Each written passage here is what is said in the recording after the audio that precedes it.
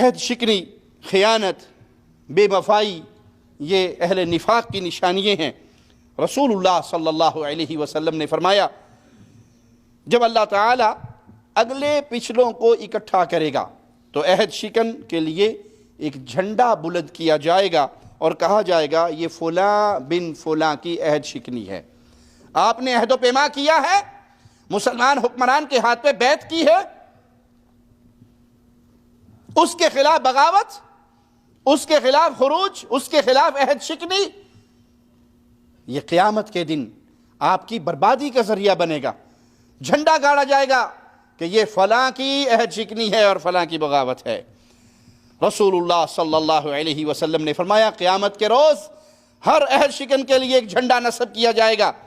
جو اس کی عہد شکنی کے لحاظ سے بلند ہوگا، جتنا اس کا جرم بڑا اتنا وہ جھنڈا بلند ہوگا،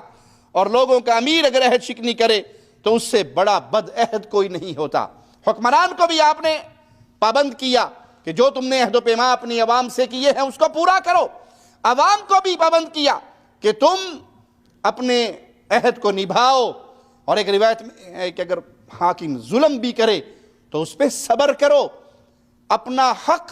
اللہ سے مانگتے رہو اور آپ کے اوپر جو فرائض ہیں ان فرائض کو ادا کرتے رہو، کیونکہ بغاوت میں، اسلحہ اٹھانے میں فتنے اور فساد کے دروازے کھلتے ہیں۔ اسلام میں خون کی بڑی قیمت ہے، عزت کی بڑی قیمت ہے، امن کی بڑی قیمت ہے، اور اگر آپ دائیں بائیں جھانک کر تجربہ کرنا چاہیں تو ان ملکوں کو آپ دیکھ سکتے ہیں جہاں آج بد امنی ہے، جہاں آج خون کی کوئی قیمت نہیں، جہاں ہزاروں نہیں لاکھوں عزتیں پامال ہوئی ہیں، اس خون کے بہنے کے پیچھے، ان عزتوں کے تار تار ہونے کے پیچھے، اس بد امنی کے پیچھے کہ لوگ نماز پڑھنے نہیں جا سکتے،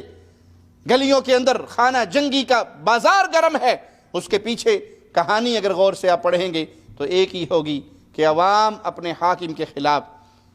عہد شکنی کرتے ہوئے روڈوں پر آئی، سڑکوں پہ نکل آئی، بغاوت کا جھنڈا گاڑا، ان کے ہاتھ خالی تھے، ادھر سے ظلم کا بازار گرم ہوا اور خون کی ندییں بہہ گئی، ہزاروں نہیں لاکھوں قتل ہو گئے، بے گھر ہو گئے، عزتیں پامال ہو گئی۔ تو اسلام عزت کی حفاظت کرتا ہے، امن کی حفاظت کرتا ہے،